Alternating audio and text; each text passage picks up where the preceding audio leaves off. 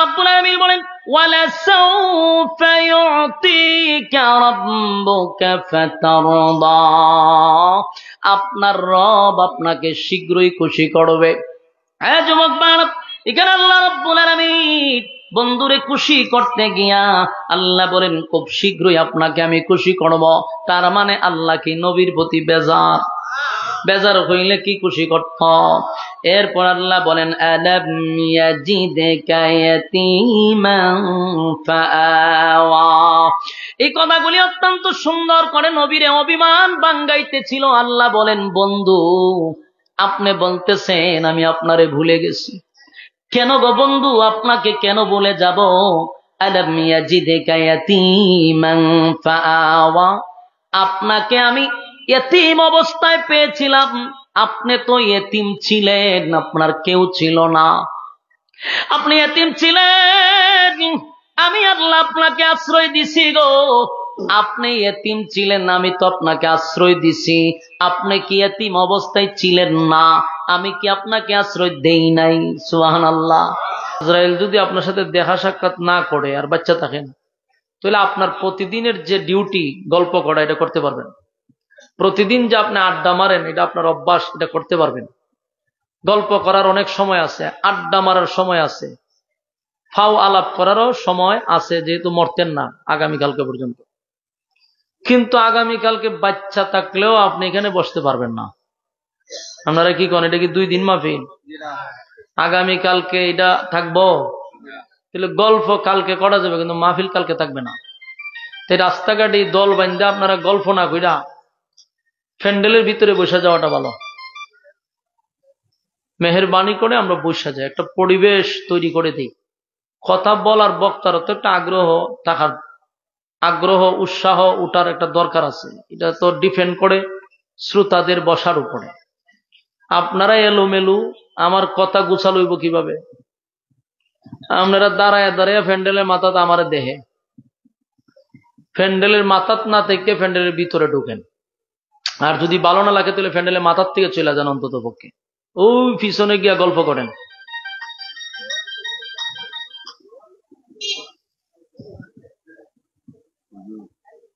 আমরা যারা আছি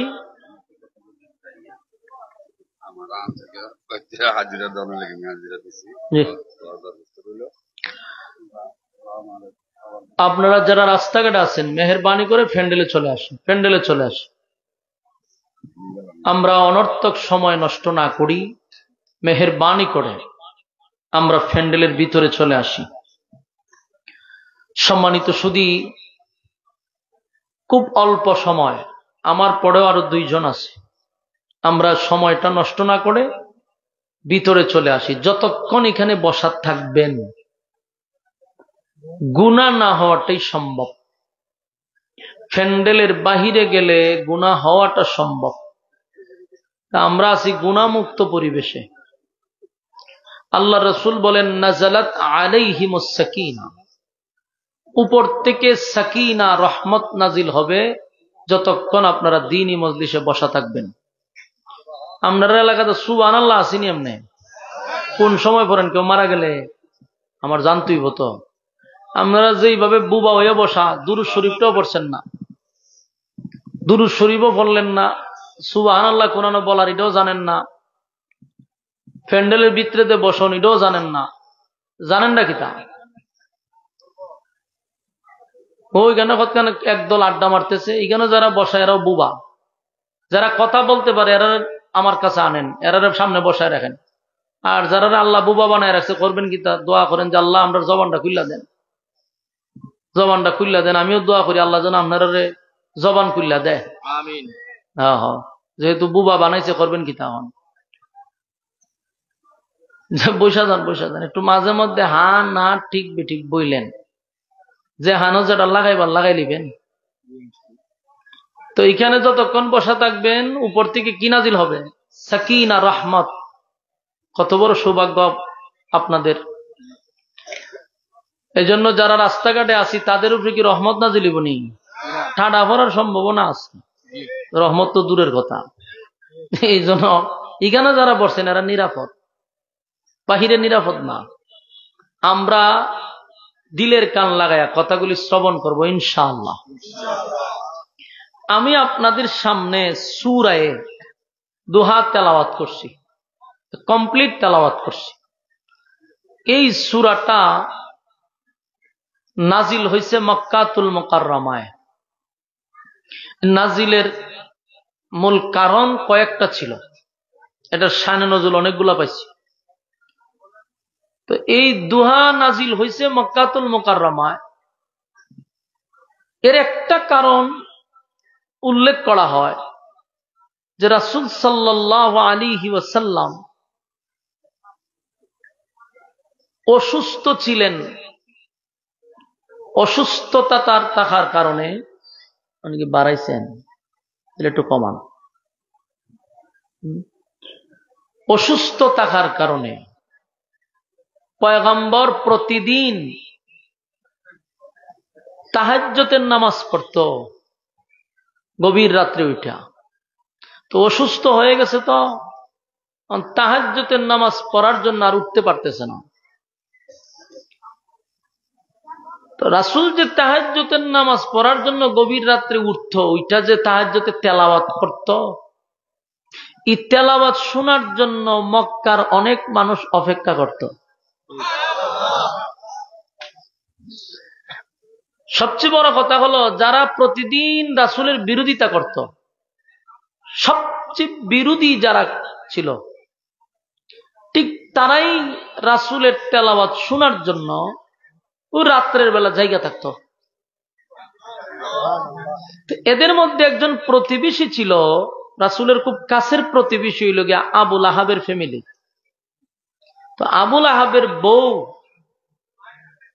এই মহিলা প্রতি রাত্রি উঠা যাইত, উঠা রাসূলের তেলাওয়াত শুনত, আবার দিনের বেলা গিয়া রাসূলের বিরোধিতা করত। তো রাসূল সাল্লাল্লাহু আলাইহি ওয়াসাল্লাম অসুস্থতার কারণে উনি আর উঠতে পারে না। তো এই মহিলা রাত্রে জায়গা থাকে। এ ভাই, যারা ভলান্টিয়ার আছেন, আপনারা দায়িত্বটা কি আমি আর বুঝলাম না। এরকম একটা এলোমেলো একটা মাদ্রাসার প্রোগ্রাম, চিল্লা চিল্লি করতেছে, এই সাইডে কয়েকটা কথা কয়, ওই সাইডে চিল্লা চিল্লি, এত জোরে জোরে চিল্লা চিল্লি কেন? ভলান্টিয়ার কোথায়? যে কথা কয় একদম ওই দূরে না দিয়া দেন, বলে চিল্লা চিল্লি করলে দূরে গিয়া করো। নিজে ওয়াজ শুনতো না, কাউরে শুনতেও দিত না। রাসূল সাল্লাল্লাহু আলাইহি ওয়াসাল্লাম অসুস্থতার কারণে উনি উঠতে পারে না। আর অন্যদিকে উনার তেলাওয়াত শোনার জন্য ওই উম্মে জামিল, রাসূলের চাচী, মানে আবুল আহাবের বউ, সে প্রতিদিন ঘুম থেকে উঠে বসে থাকে যে কখন উনি দাঁড়াইব, তেলাওয়াত করবো আর সে শুনবো। কিন্তু 2, 3, 4 দিন যখন অপেক্ষা করছে, রাসূল উঠেও না, তেলাওয়াতও করে না, হ্যাঁ মেজাজ গেছে গরমিয়া। এই মহিলা করল কি, রাসূলের কাছে গেছে পরের দিন, গিয়া বলল যে মুহাম্মদ, তুমি এখন দিয়ে আর গভীর রাত্রে উঠো না, তেলাওয়াত করো না, কারণটা কি? তোমার কাছে যে একটা শয়তান নাই, তো দাঁড়ায় না, নাউজুবিল্লাহ আসেনি, থাকলে কইেন। শয়তান কারে কইছে জানেন? জিবরাইল আলাইহিস সালাম রে কইছে। এই মহিলা কত বেয়াদব মহিলা, চিন্তা করছেন? খুব বেয়াদব। এই বেয়াদব মহিলা রাসূলের কাছে গিয়া কয়, আপনার কাছে একটা শয়তান নাই, তো ওনার আয় না, অথচ রাসূল অসুস্থ। তো এখানে একটা বিষয় উল্লেখ করেছে, রাসূল যেহেতু অসুস্থ ছিল, এই কারণে হয়তো বা ওহী কিছুদিনের জন্য বন্ধ ছিল, তখন ওহী নাজিল হওয়া বন্ধ ছিল, এটা একটা কারণ। কারণ ওহী যেটা নাজিল হইতো, এটা প্রচন্ড লোড, এটা সহ্য করার মতো না। এমনিতেই রাসূল অসুস্থ। কথা বললে এত বিরক্ত লাগে আমার, এটা তো ভাই সবার তবিয়ত একরকম না। মাহফিলে কথা যদি কয়, চিল্লা চিল্লি করে, এটা কোনো পরিবেশ হইল কন? আপনার এতগুলো ভলান্টিয়ার, এরপরে মানুষের ফ্যান্ডেলের ভিতরে কথা বলবো কেন? কথা বললে মনোযোগ জাগা। আপনারা হাত ভাও ধরে কথা কয় না, আমি গেলে পরে আপনারা যত কান ভারেন চিল্লাইন। মনোযোগ দিয়ে একটু শুনেন। আমি আপনার কাছে কি গল্প করবেন লেগাইছি? মাশাআল্লাহর জিকির উনাইবার লেগাইছি আর নাচবার লেগাইছি নি। নাচা নাচিয়ার যেখানে গুতাগুতি হয় এখানে আপনার মনোযোগ লাগে না। এখানে দেখবেন বুট বাদামও খাইতেছে ওয়াজ উনতেছে হতন করে নাচতো আছে। এখানে তো নাচাইবার লেগাইছি না, আপনারা মনোযোগ দিতেন না কেন? কোরআনের কথা শুনতে গেলে মনোযোগ দিয়ে শুনতে হয়। তো রাসূল সাল্লাল্লাহু আলাইহি ওয়াসাল্লাম অসুস্থ, এই মহিলায়া কাঁটা গায়ে দিছে লবণ লাগায়া। আল্লাহ রাসূল বলতেছে যে এই মহিলা এরকম ব্যবহার করতেছে আমার সাথে, জিবরাইল এটা শয়তান, কত বড় বেয়াদব। পরের দিন গিয়া মানুষের কাছে এই মহিলা আবার বলা শুরু করছে, দেখছ আব্দুল্লাহর পুত্র মোহাম্মদের কাছে যে একটা শয়তান আয়ত্ত এটা আয় না। নাউজুবিল্লাহ। এটা ছিল একটা কারণ, ওহী বন্ধ ছিল। আরেকটা কারণ হইল এই সূরা নাজিলের, মক্কার মানুষ যেই সময় রাসূল দিনের দাওয়াত দেয়, কালেমার দাওয়াত দেয়, একত্ববাদী খোদার দাওয়াত দেয়, তখন মক্কাতে কয়েকটা দল ছিল। এর মধ্যে একটা দল ছিল এরা দুই খোদায় বিশ্বাস করতো, এটা হলো ইয়াহুদি, দ্বিত্ববাদী। আরেকটা দল ছিল এরা তিন খোদায় বিশ্বাস করত, তৃত্ববাদী, এটা হইল গিয়া খ্রিস্টান। আরেকটা দল ছিল বহুবাদী, এরা হইল গিয়া মূর্তি পূজারী। এই তিন দলে একত্রিত হইয়া রাসূলের বিরুদ্ধে বহু চেষ্টা করছে এবং রাসূলের সাথে বহুবার মোকাবেলা করছে, কথা বলছে যে আমাদের বাপ দাদার ধর্ম বাদ দিয়ে আপনি একত্ববাদী খোদার দাওয়াত দেন, সমাজের মধ্যে আপনি ফাটল সৃষ্টি করতেছেন, ঘটনাটা কি? কিন্তু যতবারই রাসূলের সাথে তারা বসছে, কথা বলছে, কোন সময় রাসূলের সাথে কথা বইলা পারছে না। এরার মক্কার যত পণ্ডিত আছে, যত শিক্ষিত লোক আছে, যত জ্ঞানী আছে, সব একসাথে বসছে, একসাথে কথা বলছে, রাসূলের সাথে পারে না। রাসূল ঠান্ডা মাথায় এক এক কথা কয়, জায়গা যাচ্ছে জায়গা লড়তে পারে না। তো রাসূলের সাথে যখন কথা বইলেও পারে না, তো যারা কালেমা পড়ে এর উপরে হামলা করে, এদের উপরে নির্যাতন করে। একটা পর্যায়ে তারা বলল যে না, এইভাবে তো চলতে দেওয়া হবে না, মুহাম্মদের সাথে কথা বলতে গেলেও আমরা পারি না, তার সাথে কথা বললেও পারি না, সে যুক্তি দেয় বিভিন্ন ভাবে আমাদেরকে বোঝায়, আমরা আসলে সামনে আগাইতেই পারি না। তো এদের মধ্যে একজনে বলল, ওই এদের মধ্যে একটু শিক্ষিত এবং একটু পড়ালেখা করছে, তো সে বলতেছে শোনো, আমরা সারা মক্কাবাসী মিললেও যদি মুহাম্মদের সাথে কথা বলতে আসি, তার সাথে কথা বলে আমরা পারবো না। তার এক নম্বর কারণ হলো ওনার কাছে আসমানি এলেম আসে। ওনার কাছে যে এলেমটা আছে এটা সম্পূর্ণ আসমানি এলেম, আর আমরার যে এলেম এটা হলো মানুষের বানানো এলেম। দুনিয়ার এলেম দিয়া আসমানি এলেমের সাথে কোনোভাবেই টাক্কর দেওয়া সম্ভব না। এটা বুঝে লেছে। তখন মক্কার মানুষ করতে, এখন করণটা কি, আমাদের করণীয়টা কি? তো করণীয় হলো তার সাথে কথা বলতে গেলে যোগ্যতা তো লাগবে। যোগ্যতা ছাড়া যদি কথা বলতে চাইতে তো আমরা লজ্জা ভাই আসতে হবে। হয় মক্কাতে এমন যোগ্য লোক আছে কিনা? মক্কাতে তাওরাতের কোন আলেম আমি দেখতেছি না, কারণ আসমানি এলেম যার মধ্যে আছে ওই রকম আরেকজন আসমানি এলেম ওয়ালা লোক দিয়ে ওনার সাথে কথা বলাইতে হবে। তো মক্কাতে তো আমরা তাওরাতের আলেম সারা মক্কায় তুকায়ও পাওয়া যায় না, তবে মদিনাতে আবার তাওরাতের আলেমের অভাব নেই। তোমরা এক কাজ করো, তোমরা মদিনায় যাও, মদিনায় গিয়ে সেখান থেকে কোনো পণ্ডিত রে, তাওরাতের কোনো আলেম রে নিয়ে আসো, তাহলে দেখবা মুহাম্মদ আটকে যাবে। এরা বুদ্ধি টুদ্ধি দিয়া মক্কার একটা টিম, 8-10 জনের একটা টিম মদিনায় গেছে 400 কিলোমিটার দৌড়াইয়া গিয়া, ওখানকার তাওরাতের কিছু আলেম, ইহুদি পণ্ডিত, এদের সাথে তারা কথা বলছে। কথাটা হইল, তাওরাতের আলেম ইহুদিদেরকে বলল যে ভাই, আমরা মক্কা থেকে প্রায় 400-450 কিলোমিটার দৌড়ায় আসছি মদিনায় একটা বিষয়ের সমস্যার সমাধানের জন্য। বিষয়টা হলো আমাদেরই বংশের, আমাদেরই রক্তের, আমাদেরই বাতিজা, সারা জীবন আমরা বাপ দাদার ধর্ম পালন করেছি, সারা জীবন আমরা এক বহুবাদী বহু খোদায় বিশ্বাস করে আসছি, আমরারই বাতিজা সে আইসা আমাদেরকে দাওয়াত দেয় একত্ববাদী খোদা, এবং তার এই দাওয়াতের কারণে আমাদের সমাজের মধ্যে ফাটল সৃষ্টি হয়েছে। ছেলে কালেমা পড়ছে, বাপে পড়ে না, এখন বাপে ভূতে লাগছে দরবার। এটা সমস্যার সমাধানের জন্য আমরা আপনার কাছে আসছি, যে উনি আমাদেরই কাছে বড় হইছে, আমাদের সাথেই চলাফেরা করছে, কিন্তু হঠাৎ করে উনি নিজেকে দাবি করে উনি একজন আল্লাহর রাসূল, উনি নাকি আল্লাহর পাঠানো একজন পয়গম্বর উনি দাবি করে। এখন উনি কি আসলেই নবী কিনা, উনি কি রাসূল কিনা, এটা জাস্টিফাই করার মতো কোনো যোগ্যতা, কোনো এলেম আমাদের কাছে নাই। কারণ আমরা তার কাছে গেলে কথার মার ফেসে পড়ি, আমরা শেষ, আর সামনে আগাইতেই পারি না। তো উনার সাথে কথা বলার যোগ্যতা আমাদের নাই। উনি এমন কিছু কথা বলে যা আমরা জীবনেও শুনি নাই, এমন আশ্চর্য কথা বলে যা আমরা শুনলে অবাক হয়ে যাই, সামনে আর কথাই বলতে পারি না। তাই আমরা যোগ্য লোক তালাশ করতে গিয়ে মদিনা পর্যন্ত আসছি। আপনারা বুদ্ধি দেন যে আমরা ওনাকে কি করব, এবং উনি যে রাসূল দাবি করে এটা কি আদৌ সত্য কিনা, বিষয়টা জানতে চাই।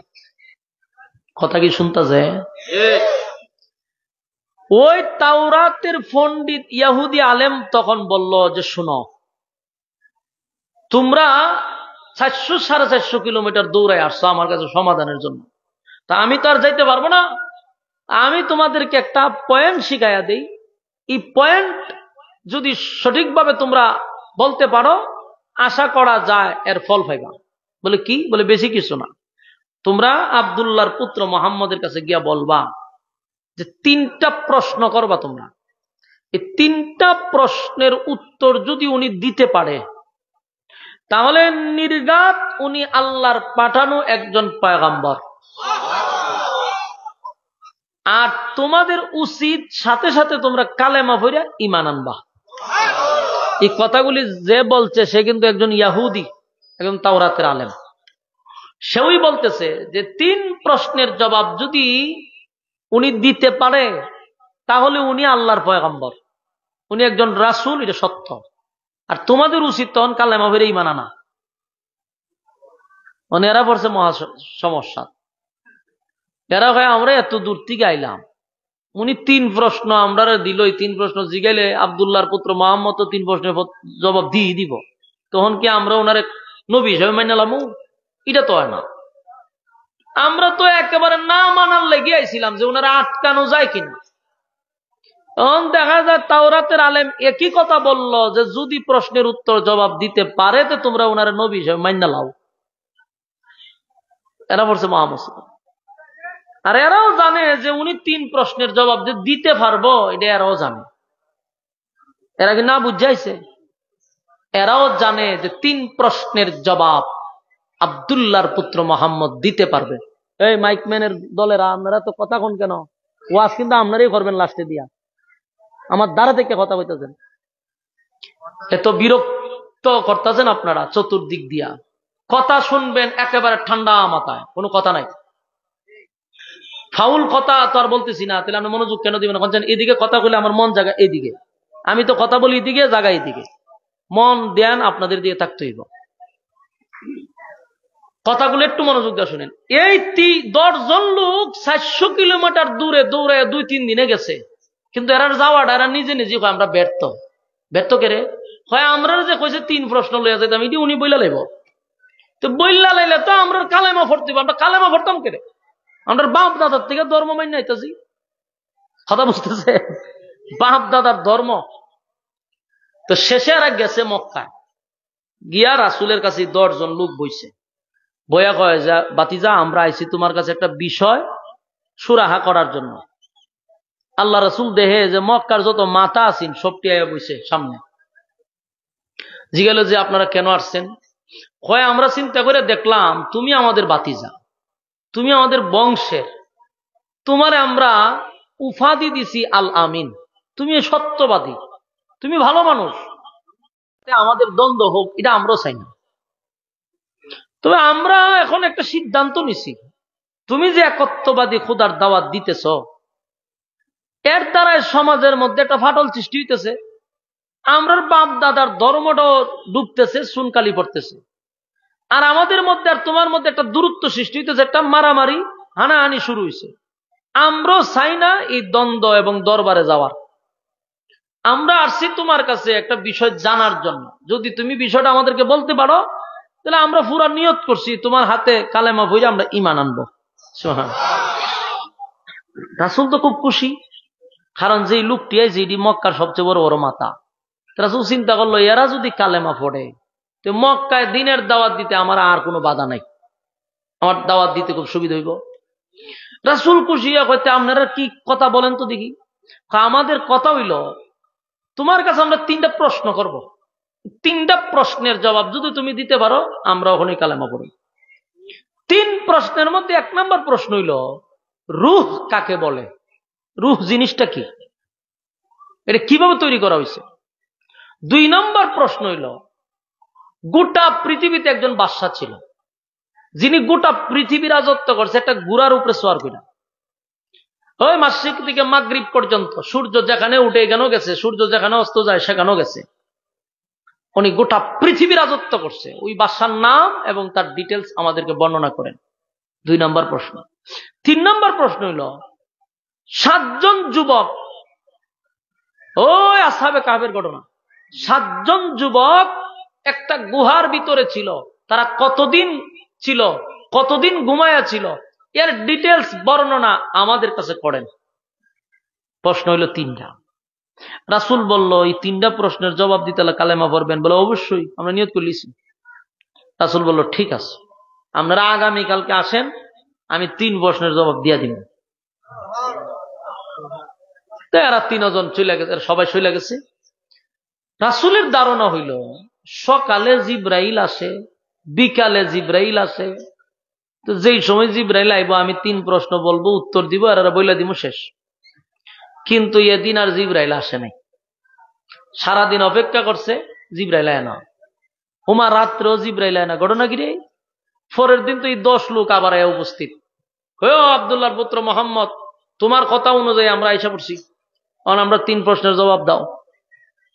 রাসূল কয়ন কেমনে কমু, কারণ রাসূল কি নিজের থেকে কোনো কথা বলতেন না, আল্লাহ যা জানাইতেন তা বলতেন।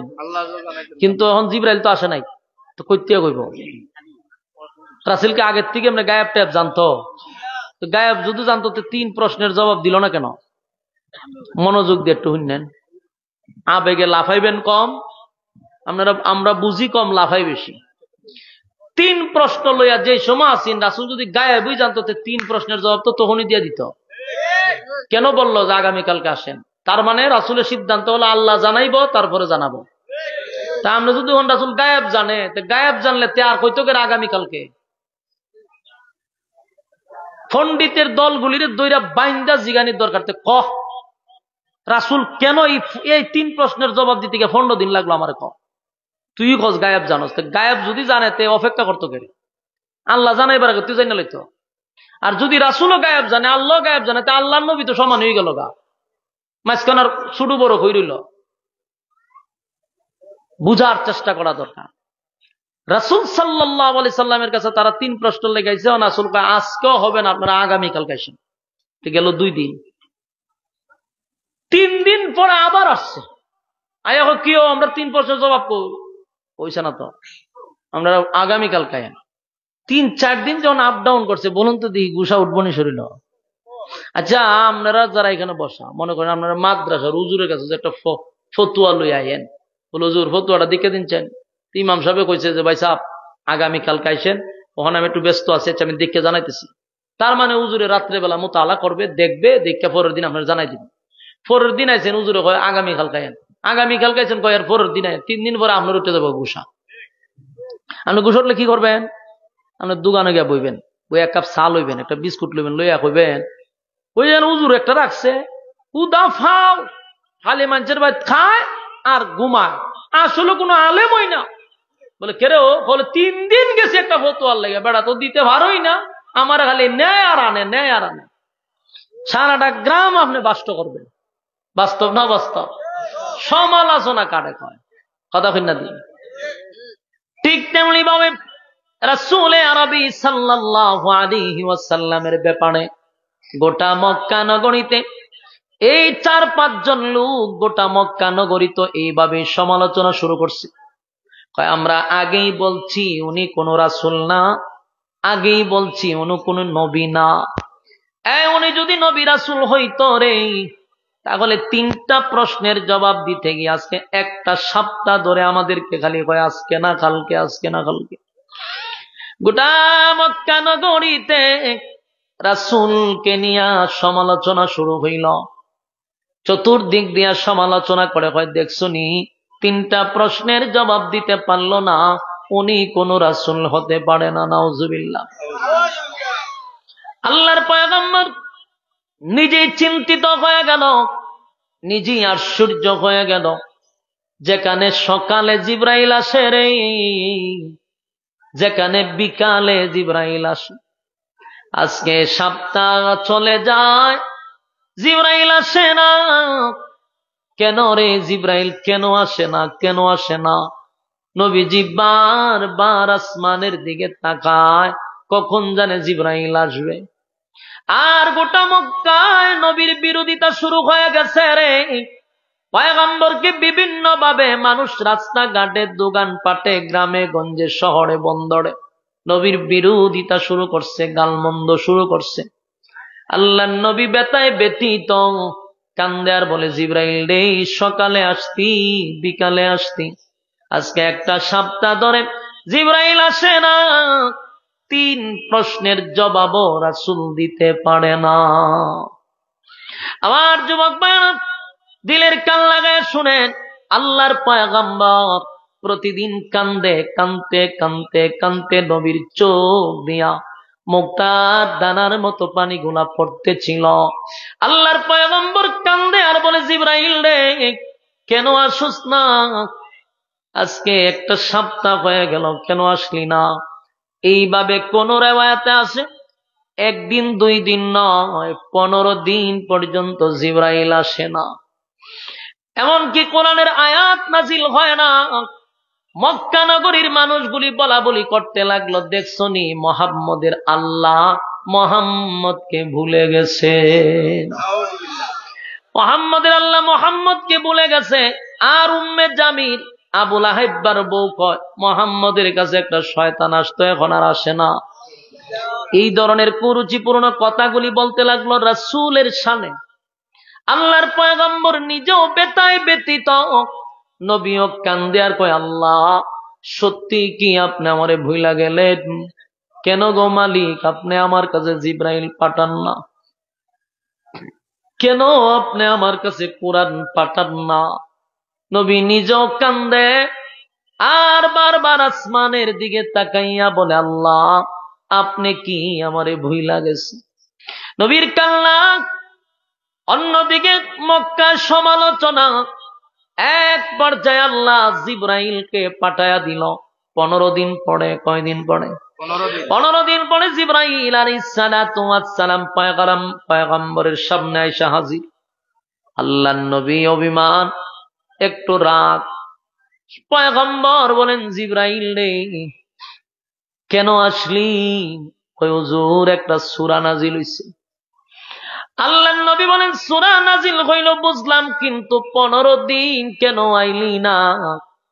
মানুষ আমারে গালাগালি করছে, মানুষ আমারে কত ধরনের কুরুচিপূর্ণ কথা বলছে, আমারে বলছে আমি কোন নবী না, কোন রাসূল না, কত গালমন্দ করছে রে জিবরাইল, কেন আসলি না? আমার আল্লাহ কে আমারে বইলা গেছে,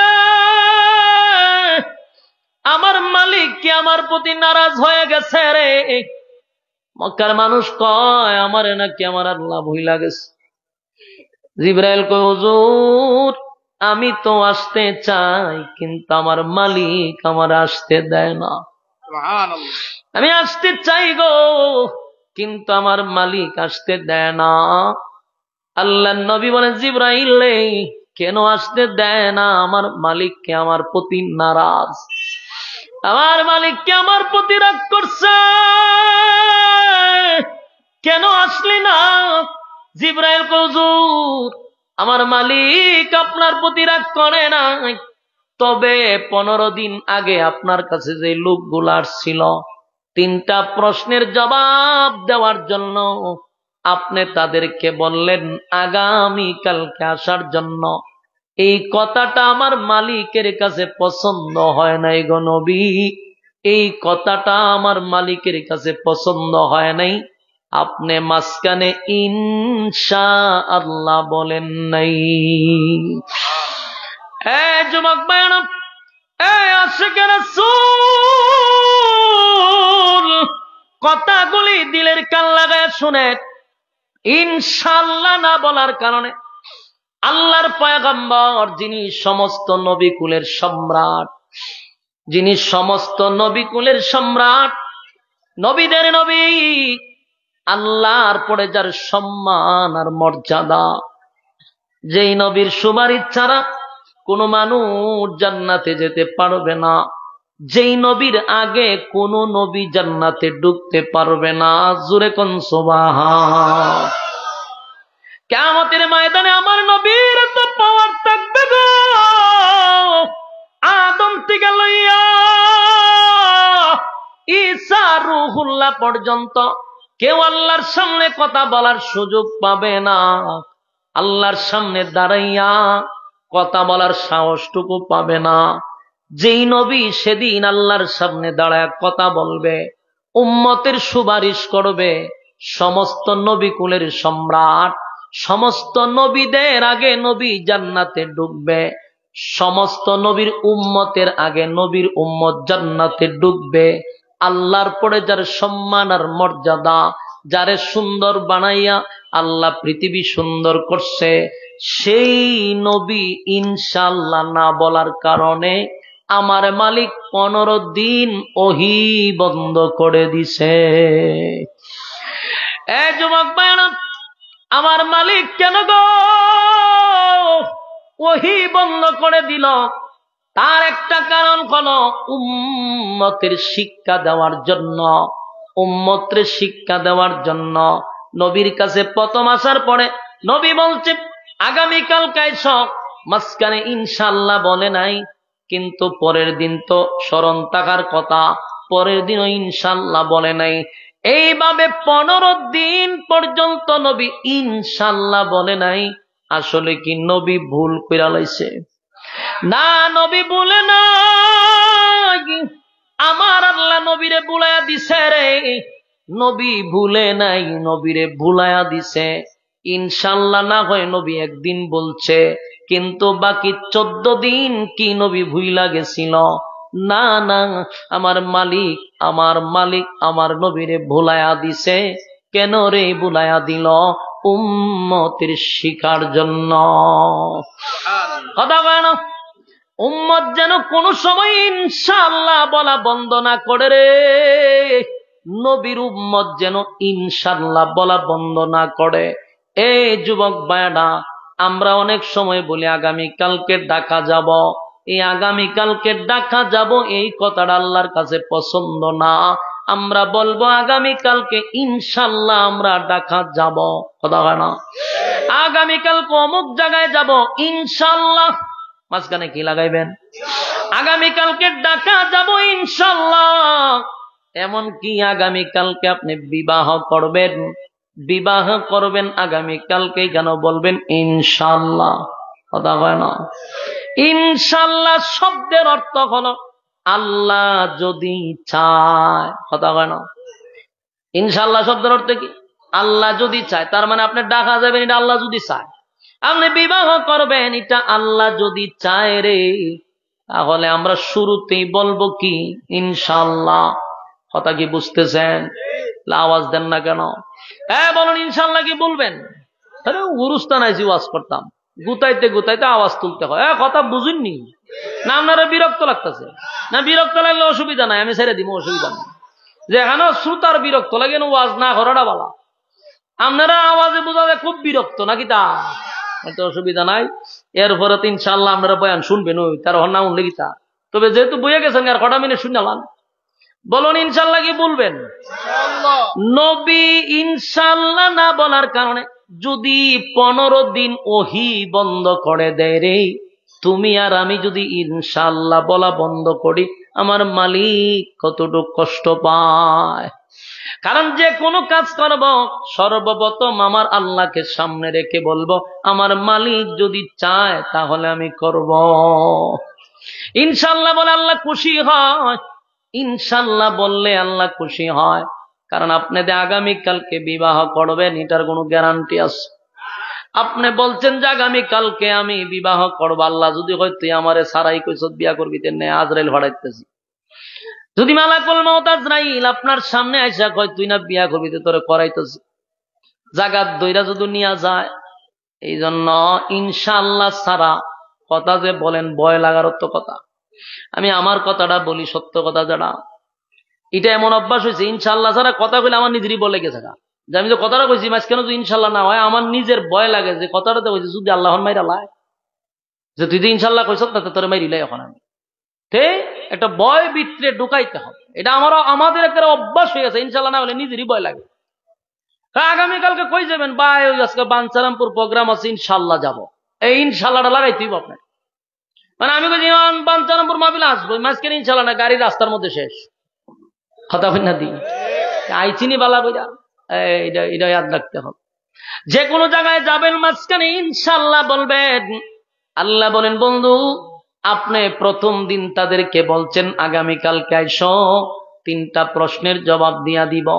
আপনি মাঝখানে ইনশাআল্লাহ বলেন নাই, আমি মালিকের কাছে এটা পছন্দ হয় নাই গো, তাই আমি 15 দিন পর্যন্ত ওহী বন্ধ করছি।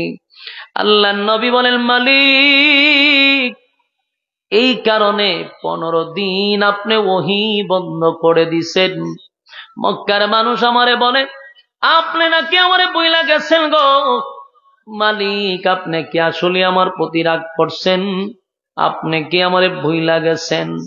আল্লাহ রাব্বুল আলামিন তখন এই ঘটনার কেন্দ্র করিয়া আমার নবীরে খুশি করার জন্য আল্লাহ তখন সূরা দোহা নাজিল করে।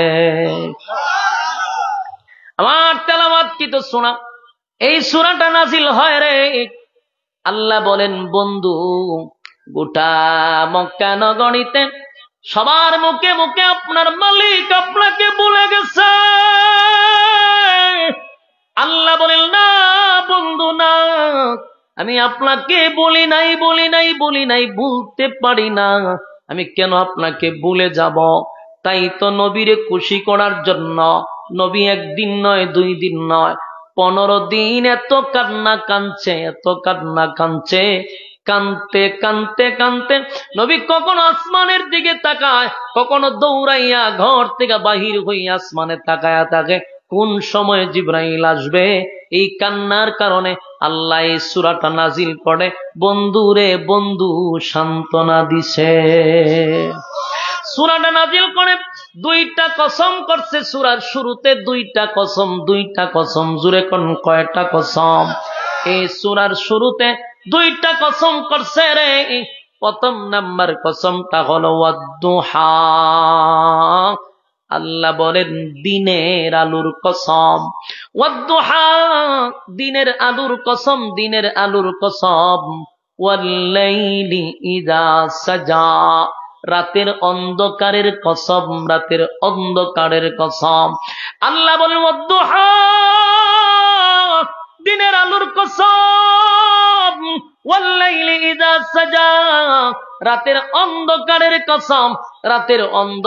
কসম। এই 2টা আয়াতে 2টা কসম, কিন্তু এই তাফসিরে আরো অনেকগুলা ব্যাখ্যা আছে। ওয়াদ-দুহার ব্যাখ্যা একটা হলো আল্লাহ বলেন, ওয়াদ-দুহার আরেকটা ব্যাখ্যা হলো পয়গম্বর আপনার সুন্দর চেহারার কসম। আপনারা সুবহানাল্লাহ কি দেই?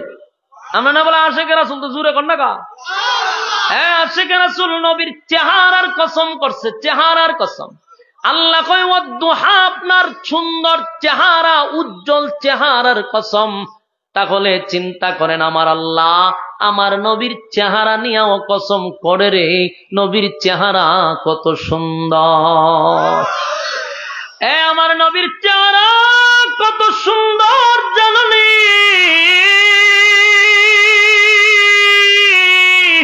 সাহাবায়ে কেরামরা বলে আমাদের পেটে যদি খিদা লাগে রে, প্রচন্ড খিদায় যখন অস্থির হয়ে যায়, বরদাস্ত করতে পারি না, বরদাস্ত করতে পারি না, তখন নবীর সুন্দর চেহারার দিকে তাকায়া থাকি। নবীর চেহারাটা যখন একটা নজর দেখি, আমাদের পেটের খিদা নিবারণ হয়ে যায়। চিৎকার দিয়া কোন সুবহান। আমার নবীর চেহারা কত সুন্দর, চেহারার দিকে তাকাইলে পেটের খিদা নিবারণ হয় গো। যেই নবীর চেহারার দিকে তাকাইলে খিদা নিবারণ হয়। কত রহমতের নবী, কত মায়ার নবী। আল্লাহ হয় আমার নবীরে পাঠাইছি রহমত স্বরূপ।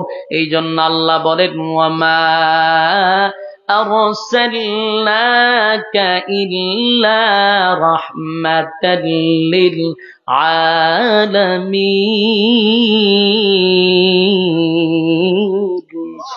আল্লাহ বলেন আমার বন্ধুরে রহমত স্বরূপ পাঠাইছি। যেই নবী তোমাদের জন্য রহমত, দুনিয়ার জন্য রহমত, মানুষের জন্য রহমত, জিন্নাতের জন্য রহমত, গাছের জন্য রহমত, মাছের জন্য রহমত, পানির জন্য রহমত, সব কুল কায়নাতের জন্য আমার নবী হলেন রহমত। নবীরা চেহারা যেমন সুন্দর ছিল, স্বভাব চরিত্র সুন্দর ছিল। সুবহানাল্লাহ।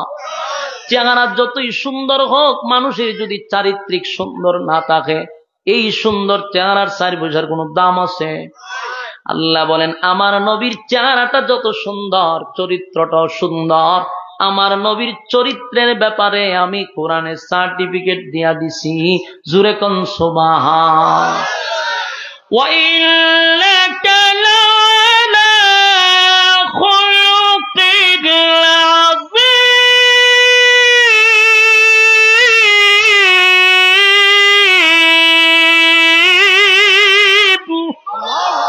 আল্লাহ কয়ে যেমন সুন্দর চেহারা তেমন তার চরিত্র। নবীর চেহারা শুধু সুন্দর ছিল এমনটা নয় গো, নবীর চরিত্র সুন্দর। আল্লাহ বলেন আমার বন্ধুর চেহারার কসম করছি, আমি বন্ধুর চেহারার কসম করছি। ওয়াদ্দুহা, আপনার সুন্দর চেহারার কসম, আপনার সুন্দর চেহারা, উজ্জ্বল চেহারার কসম। তাহলে একটা হলো ওয়াদ্দুহার ব্যাখ্যা। ওয়াদ্দুহা দিনের কসম, দিনের আলোর কসম। চাষের সময় যে নামাজটা পড়ে, ওই সময় যে রুদ্রটা উঠে, ওই সময়ের কসম করছে আল্লাহ। আল্লাহ বলেন দিনের আলোর কসম, সুন্দর চেহারার কসম। এরপর আল্লাহ বলেন ওয়াল্লাইলি ইযা সাজা। এখানে ব্যাখ্যা করে, একটা ব্যাখ্যা হলো অন্ধকারের কসম, রাত যখন নিঝুম হয় সেই সময়ের কসম। আরেকটা ব্যাখ্যা হলো নবীর কালো চুলের কসম। আল্লাহ কয় ওয়াল্লাইলি ইযা সাজা, বন্ধু আপনার সুন্দর চুলের কসম। আমার নবীর চুল ছিল সুন্দর, লম্বা চুল ছিল, বাবরি চুল ছিল, চুলগুলো একটু কোকড়ানো ছিল। এত কালো, এত কালো, দেখলেই বোঝা যাইতো এটা অসাধারণ। এমন সুন্দর চুল কারো হতে পারে না। তাই আল্লাহ চুলের কসম করছে ওয়াল্লাইলি ইযা সাজা। বন্ধু আপনার চুলের কসম, কালো চুলের কসম। জুরে কোন সুবহান। আল্লাহ বলেন ওয়াদ্দুহা ওয়াল্লাইলি ইযা সাজা।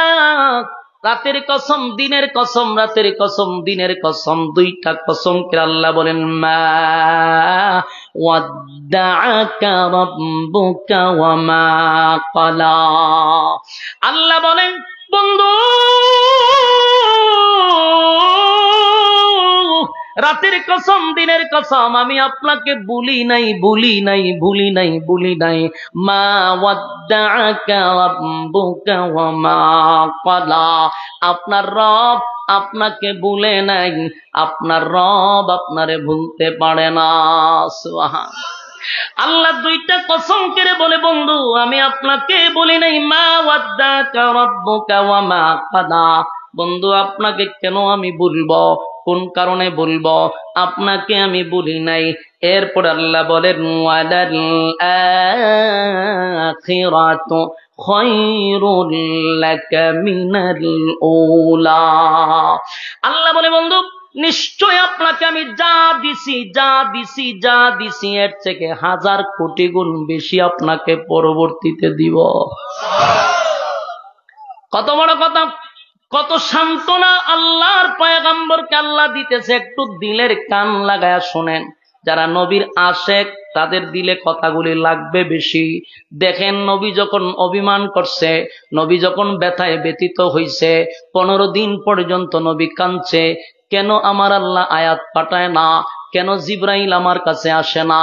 এই যে নবী ব্যথায় ব্যথিত ছিল, আল্লাহ নবীর রাগ ভাঙানোর জন্য, নবীর আনন্দ দেওয়ার জন্য এমন একটা সূরা নাজিল করছে, যেই সূরার শুরুতে 2টা কসম রে।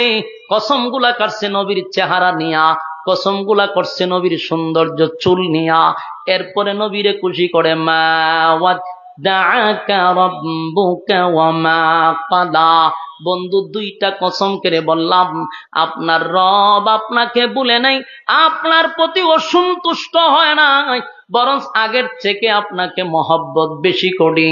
এখানেই শেষ নয়, আল্লাহ বলেন ওয়ালাল আখিরাতু খায়রুল লাকা মিনাল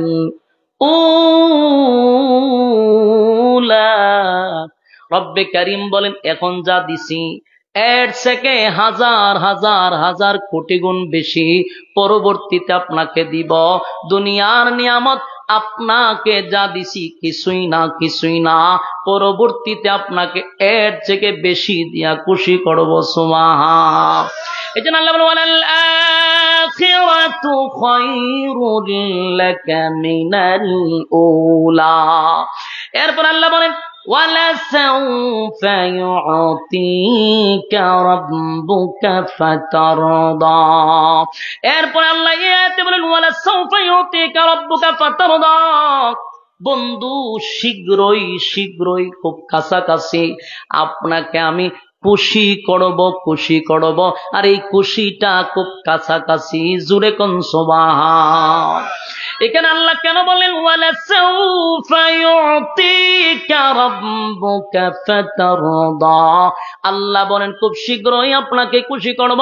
তাফসীর কারকরা ব্যাখ্যা করেন যে এই খুশিটা হতে পারে মক্কা বিজয়ের দ্বার প্রান্তে ছিল, মক্কা বিজয়ের খুশি হইতে পারে, আবার এই খুশিটা হতে পারে মেরাজকে কেন্দ্র করে, আবার এই খুশিটা হতে পারে নবী আল্লাহর কাছে কিছু দরখাস্ত করছিল উম্মতের ব্যাপারে, হয়তোবা সবগুলি দরখাস্ত আল্লাহ মঞ্জুর করবে।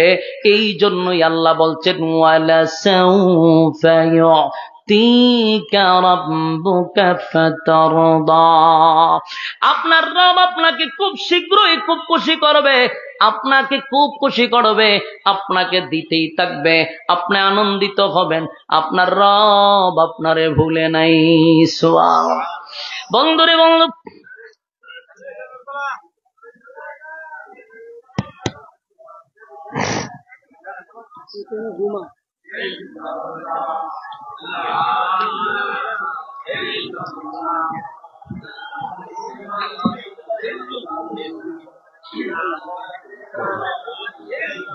বসতে 5 মিনিট আছে আমার সময়। মোস্তফা সাহেব নিয়ে আসতে পারেন।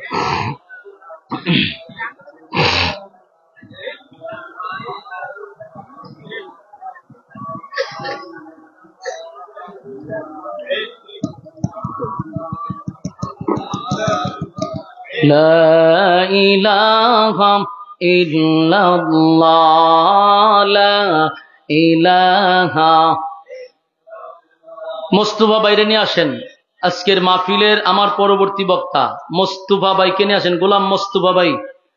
লা ইলাহা ইল্লাল্লাহ, লা ইলাহা ইল্লাল্লাহু মুহাম্মাদুর রাসূলুল্লাহ সাল্লাল্লাহু আলাইহি ওয়াসাল্লাম। আল্লাহ রাব্বুল আলামিন বলেন ওয়ালাসাউফা ইউতিকা রাব্বুকা ফাতারদা। আপনার রব আপনাকে শীঘ্রই খুশি করবে। হ্যাঁ যুবক বাবা, এখানে আল্লাহ রাব্বুল আলামিন বন্ধুরে খুশি করতে গিয়া আল্লাহ বলেন খুব শীঘ্রই আপনাকে আমি খুশি করব। তার মানে আল্লাহ কি নবীর প্রতি বেজার? বেজার হইলে কি খুশি করত। এরপর আল্লাহ বলেন আলাম ইয়াজিদকা ইয়াতীমান ফাআওয়া। এই কথাগুলি অত্যন্ত সুন্দর করে নবীরে অভিমান ভাঙ্গাইতেছিল। আল্লাহ বলেন বন্ধু আপনি বলতেছেন আমি আপনারে ভুলে গেছি, কেন গো বন্ধু আপনাকে কেন বলে যাব? আলাম ইয়াজিদকা ইয়াতীমান ফাআওয়া, আপনাকে আমি ইতিম অবস্থায় পেয়েছিলাম, আপনি তো ইতিম ছিলেন, আপনার কেউ ছিল না, আপনি ইতিম ছিলেন, আমি আল্লাহ আপনাকে আশ্রয় দিছি গো। আপনি ইতিম ছিলেন, আমি তো আপনাকে আশ্রয় দিছি। আপনি কি ইতিম অবস্থায় ছিলেন না? আমি কি আপনাকে আশ্রয় দেই নাই? সুবহানাল্লাহ। মানে আল্লাহ নবীরে অতি স্মরণ করে দিতেছে আল্লাহ যে আপনি আমার প্রতি অভিমান কইরেন না।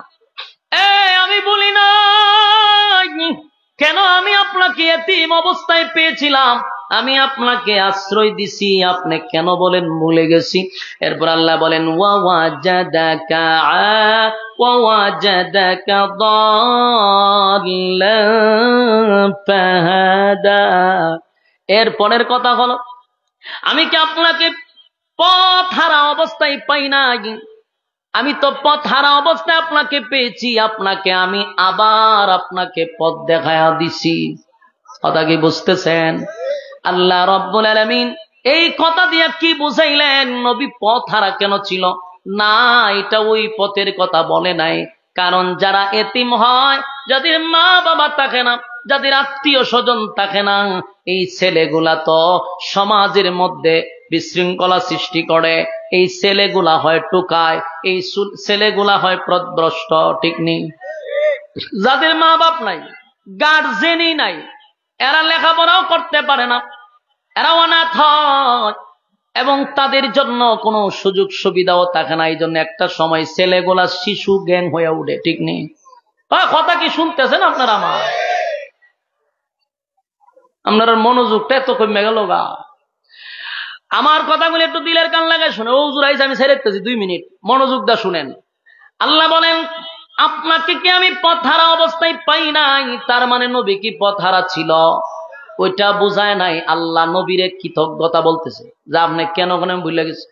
যাদের কোনো মা নাই বাবা নাই, এতিম অবস্থায় থাকে, তারা তো পথভ্রষ্ট হয়ে যায়, কিন্তু আমি আল্লাহ তখন আপনার সাথে ছিলাম, আপনাকে পথভ্রষ্ট হতে দেই নাই, আমি আপনাকে আশ্রয় দিছি। হ্যাঁ সুবহানাল্লাহ। বন্ধুরে বন্ধু বুঝাইতেছে আপনি এতিম ছিলেন, তখনও ছিলাম। আপনি যখন পথ হারা অবস্থায় ঘুরতেছেন, আমি তখন আপনার পাশে ছিলাম। আর এখন বুঝি আপনার ভুইলা যাম, কেমনে কন? আল্লাহ কয় না বন্ধু না,